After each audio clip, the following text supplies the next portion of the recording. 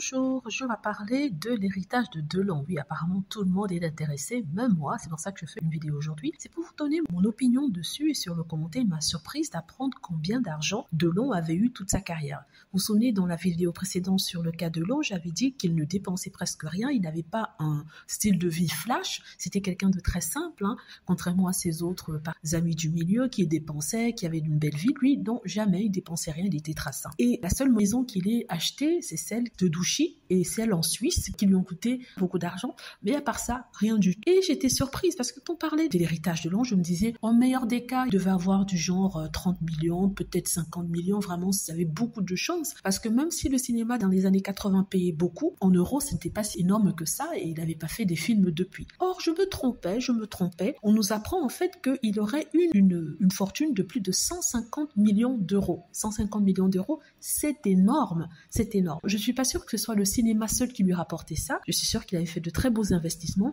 ce qui explique le montant exorbitant qu'il a engrangé pendant toutes ces années. Vous me direz que oui, il a mérité, il était talentueux. Ça, c'est vrai, je ne vais pas dire le contraire. C'est un très très bon acteur, mais quand même, j'étais étonnée, plus que choquée, de voir qu'il était si riche que ça. On parle de 150 millions d'euros. D'autres magazines et d'autres journaux sérieux parlent de 300 millions d'euros. 300 millions d'euros à diviser entre 3 enfants, si vous enlevez la moitié de vos taxes sur l'héritage, ils se retrouvent avec 150 millions d'euros, ça se fait 50 millions chacun. C'est conséquent. Il y a eu des rumeurs que oui, Anthony Delon allait laisser sa part à son frère. Je ne pense pas. Si on parle de 50 millions chacun, je ne crois pas qu'il veut être si généreux que ça et faire peut-être comme le fils Johnny qui avait laissé à sa sœur Laura le montant qu'il avait gagné de Laetitia. Mais je ne crois pas qu'ici, avec 50 millions, il pourra s'amuser à être si généreux au point de laisser à son frère. Ça, je ne le pense pas. Mais bon, en même temps, ce ne sont que des spéculations et des chiffres. Nous ne sommes pas les avocats ni les notaires d'Alain Delon. Donc, on ne sait pas vraiment ce qu'il a eu. Mais on ne va pas s'installer en Suisse parce qu'on a 2 millions d'euros. Non, je ne pense pas. Donc ici, on peut vraiment parler d'une bataille d'héritage s'il devrait y en avoir une, parce qu'on parle de beaucoup d'argent, on parle de centaines de millions. Apparemment, les frères ont dit qu'ils ne se battraient pas. En tout cas, c'est ce qu'un proche d'Anthony a révélé, qu'il n'allait pas porter plainte et renégocier l'héritage, qu'il accepterait la décision de son père de lui donner que 25%. Voilà.